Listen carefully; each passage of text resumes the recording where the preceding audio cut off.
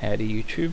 So in this video I want to talk about the most likely model that a platform like Bitconnect is operating under in terms of how their loans work and how they're managing to repay them back and why they can't keep doing it forever.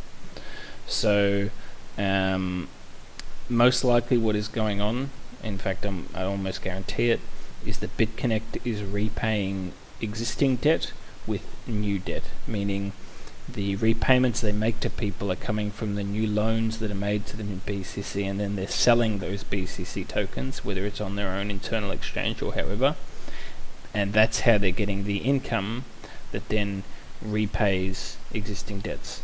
And part of what makes that easier for them is that because BCC has increased in value over the past year, that means they're often profiting on that exchange too, because they'll get given a certain amount for a loan, make a guarantee to pay a certain amount back, but then they'll be able to sell the BCC at an appreciated rate that within a week or so was probably more than they owed on the loan full stop.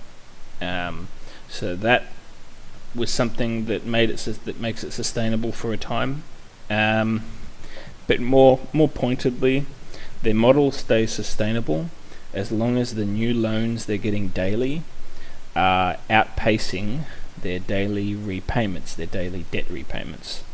Now, this is easy to do in the first 240 days or so of Bitconnect, because the shortest terms for most people are 240 days, roughly 239 I think it is.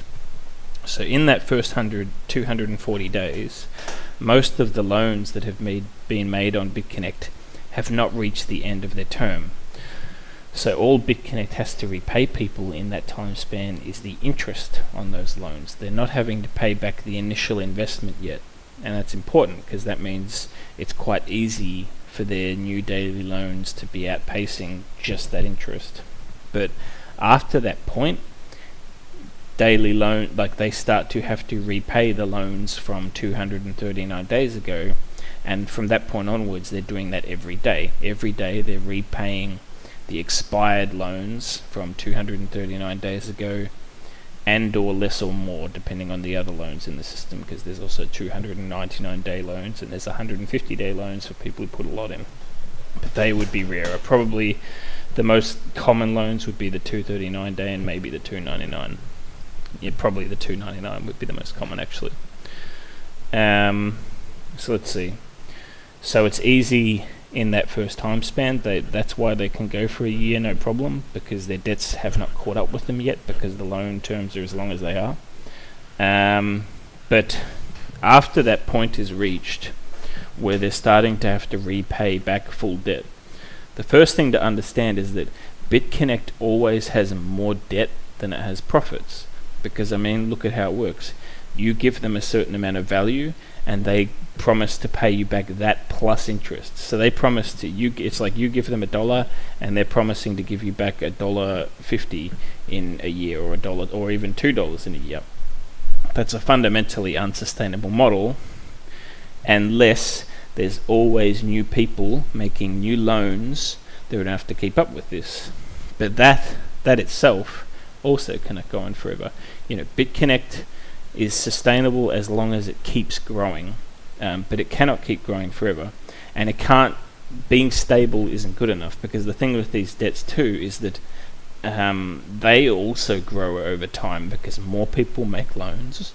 The size of those loans is getting bigger, so as Bitconnect grows, which it has, the amount of debt they have grows, and because they're making a promise to pay back more than you invest, your investment plus interest, that also means that flatlining's not enough, because they always owe more than they've gained. So the only way for them to keep paying back is if their platform keeps growing and growing and growing and never stops. The second their platform stops growing, which arguably it may already have done so, because BCC token prices have started to stay fairly flat, that could be an indication that their platform's not undergoing that kind of growth anymore.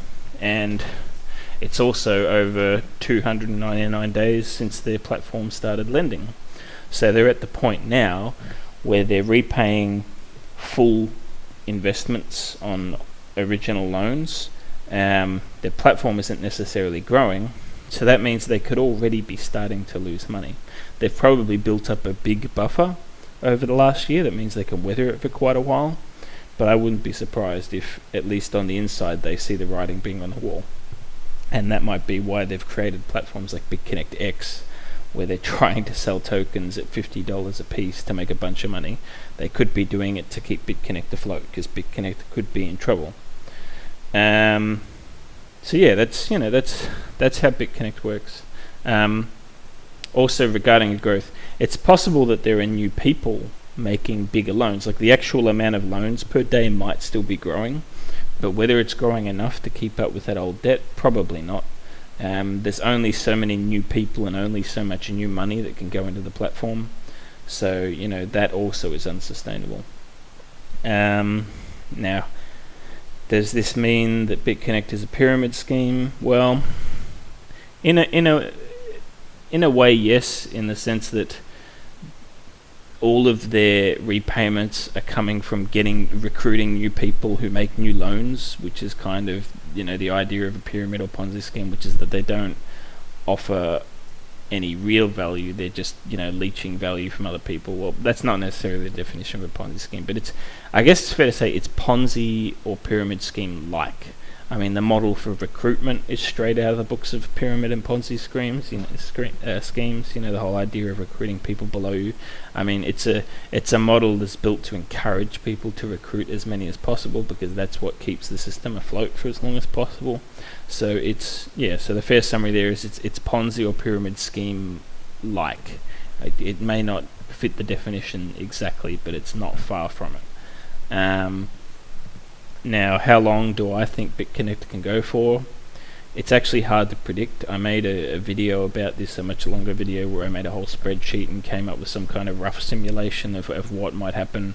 But that's a fuzzy guess at best. They could have, I think, in the best case, that if they somehow get lucky, they might have 2 years left in them. More likely, they have a year or less. It could only be 6 months they have in them. It's mathematically unsustainable without infinitely growing growth, which is impossible, basically. So yeah, it has to come back to catch them eventually. And the thing about that is that when Bitconnect starts to crash, it will happen quickly, because the actual signs of their decline are something that you only really can see if you know what their daily total numbers are like. What is their total money in and what is their total money out per day? And we, the users, don't see that. The Bitconnect team themselves would be aware of it. That's why I argue the thing that Bitconnect X might be about that. But once it gets to the point where either they severely drop their daily interest rates, or they start to not repay people, the value of BCC will plummet like a rock. And also, so not only will people holding BCC lose a bunch of value in a very short time, but at least they'll have the opportunity to sell it.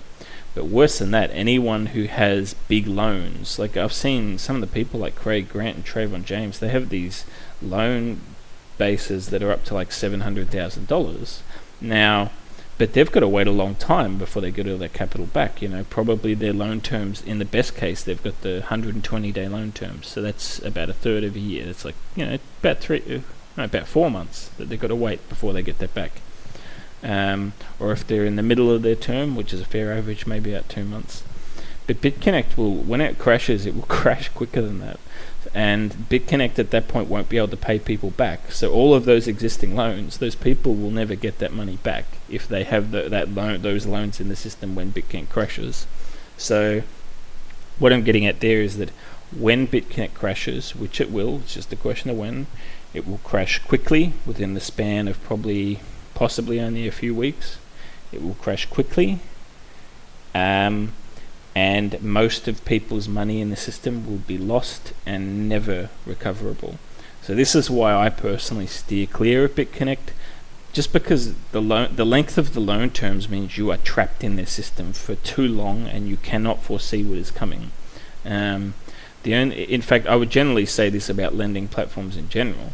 The only reason I'm willing to partake in one such as Octoin is that it's got 30-day loan terms. It may not be enough of a window, but it's as good as you're going to get, and it probably is enough of a window to at least, because for example right now, if I was in Bitconnect now, I would be getting out of it, because to me the writing is on the wall that they've only got so much run left in them. So this would be the time to stop investing, to try and get your existing terms to end and get everything you've got and get out.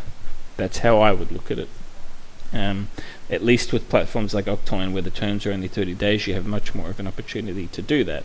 Now, the sustainability question regarding Octoin is also one I should probably get into, because I actually am not sure that Octoin can last as long as a platform like Bitconnect can, because of those shorter loan terms. It's an interesting pros and cons aspect of them.